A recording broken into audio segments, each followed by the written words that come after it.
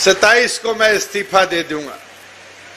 और इतना दबाव बन गया कि 27 को इस्तीफा देना पड़ गया।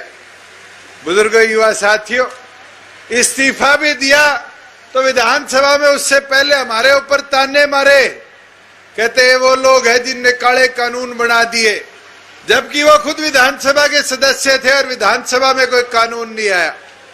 और ये कहकर दरवाजे से बाहर गए कि मैं ऐसी असंवेदनशील विधानसभा में दोबारा पैर नहीं रखूंगा। मैं आपसे पूछना चाहता हूं, अभी भी वो विधानसभा वैसी असंवेदनशील है और ना 3 काले कानूनों में कोई तब्दीली आई, ना वो वापिस हुए, फिर दोबारा चुनाव लड़ने का काम कर रहे हैं। और ये कहते हैं कि अगर होगा तो मैं शपथ नहीं लूंगा।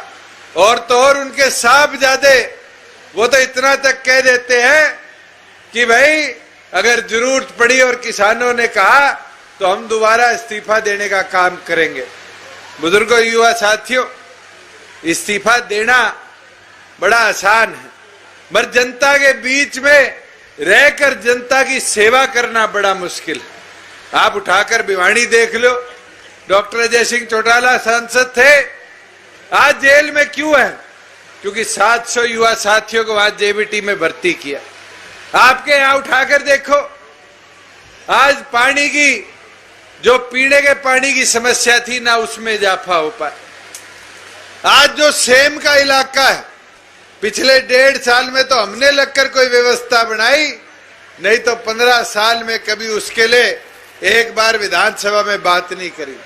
टेल तक पानी पहुंचाने की बात हो, उसके अंदर कभी कोई कदम उठाया नहीं गया। मैं तो आपसे एक चीज पूछना चाहूंगा कि ऐसा नुमाइंदा बनाकर भेजा जिसने कभी जनता की ना सुनी और केवल मात्र अपनी मर्जी से अपने लालच के लिए कदम उठाने का काम किया।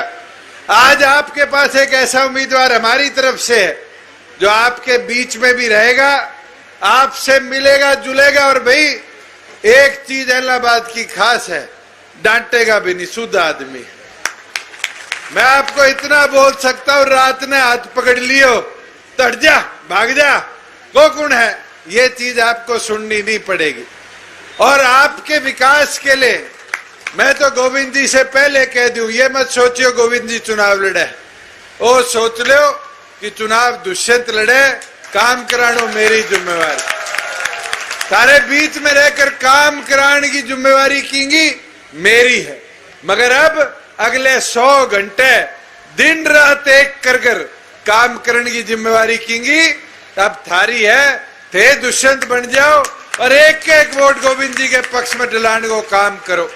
मैं तो ताने इतना ही कह सकूं कि अब समय कम बचा है, कोई रुष्ट है, कोई आज प्रताड़ित दूर बैठा है, उसको जोड़ने का काम करो और जोड़कर अपने इस उम्मीदवार को ताकत देने का काम करो। मेरी तो आपसे यही विनती प्रार्थना है कि अब समय बदलाव का है, इस क्षेत्र के उन्नति का है। जैसे नायब सैनी जी कह रहे थे कि हमने 1.5 लाख किसानों के खाते में, साथियों अपने पड़ोस में कुछ ही किलोमीटर दूर राजस्थान है, सरसों राजस्थान में भी, हरियाणा में भी। रेट हरियाणा में तो 1400 से 1600 वेरिएट कर रहा है, राजस्थान में तो 1100, 1150 से ऊपर नहीं जा रहा। मगर आपकी सरकार का निर्णय था कि प्रत्येक किसान, 3.25 लाख किसान जो रजिस्टर है, जिनकी आज फसलें रजिस्टर हो चुकी है, उनको प्रति क्विंटल 600 रुपया उनके खाते में आपकी सरकार देने का काम करेगी। और तो और आपको बताते हुए खुशी होती है कि आज तक हमने 1,33,000 किसानों के खाते में 240 करोड़ रुपया डीबीटी कराकर उनको पहले 4800 रुपया प्रति एकड़ देने का काम किया है।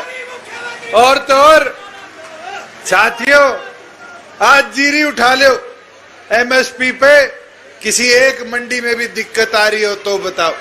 आज मूंगफली की मंडियां आप लोगों ने जहां जहां मांग करी, हमने निर्धारित करने का काम किया। आज मूंग की मंडियां हो, सूरजमुखी की मंडी हो, और तो और सरसों बाहर की बाहर पूरी बिकने का काम कर गया। आज मैं इलाहाबाद मंडी में था, मैं 4 आड़ती माड़ा पे नहाने आए। मैं कहा भाई नरमे का दाम के हो गयो, तो बताया गया कि कल 8700 था, आज 9000 पार कर गया। आज तक के इतिहास में नरमा 9000 नहीं पहुंचा, मगर आपकी सरकार ने ऐसी व्यवस्था करने का काम किया है कि उसका लाभ आज किसान को मिल रहा है। और तो और पहले लोग मेरा भी विरोध किया करते थे, कहते थे कि खाते में पैसे दोगे आड़ती मर जाएगा, किसान पैसा लेके भाग जाएगा। मगर 1.5 साल हो गया, 3 फसलों के अंदर 13,000 करोड़ रुपया एक बार, चाहे 17,000 रुपया दोबारा गेहूं के टाइम, और तो और 7,000 करोड़ रुपया आज जीरी का हमने किसान के खाते में डालने का काम किया है। और अगर 72 घंटे से ज्यादा लगे तो आपकी सरकार का ये संकल्प है कि 9% ब्याज पे किसान को उसका मूल भी देने का हम काम करेंगे। बुजुर्गों, युवा साथियों, युवाओं की बात करते हैं। मैं तो याद करता हूं वो दिन जब विधानसभा में 75% की बात हम लेकर आए थे और लोग कहते थे ये तो जुमला बना दिया, कैसे लागू होगा। हमारी सरकार ने इसको पूरी तौर पर लागू करने का काम किया, और तो और लागू कर आज गवर्नर साहब से अप्रूव कराकर इस 5 तारीख को जब आचार संहिता हटेगी तो इस प्रदेश में 75% हर प्राइवेट रोजगार में आपकी सरकार लागू करने का काम करेगी। मैं तो आपको ये विश्वास दिलाता हूँ, शीला जी जैसे कह रही थी, मेरी माताएं बहनें बैठी है, चाहे राशन डिपुओं में इनकी हिस्सेदारी सुनिश्चित करने की बात हो, और तो और पंचायती राज के अंदर इनको बराबर 50% हिस्सा देने की बात हो, बैकवर्ड के साथियों को 8% हिस्सा देने की बात हो। अगर ये सपना कोई पूरा डॉक्टर अजय सिंह चौटाला का कर पाया तो आपकी गठबंधन सरकार कर पाई।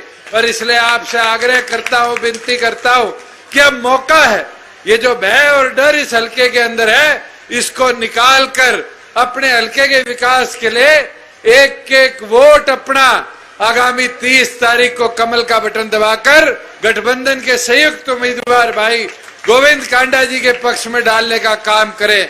मैं तो यही विनती करना चाहूंगा।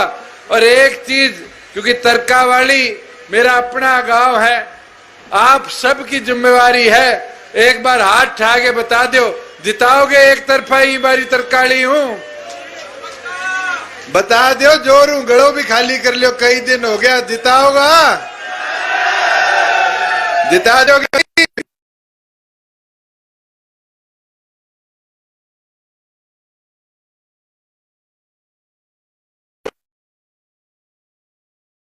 आप सबका बहुत बहुत धन्यवाद।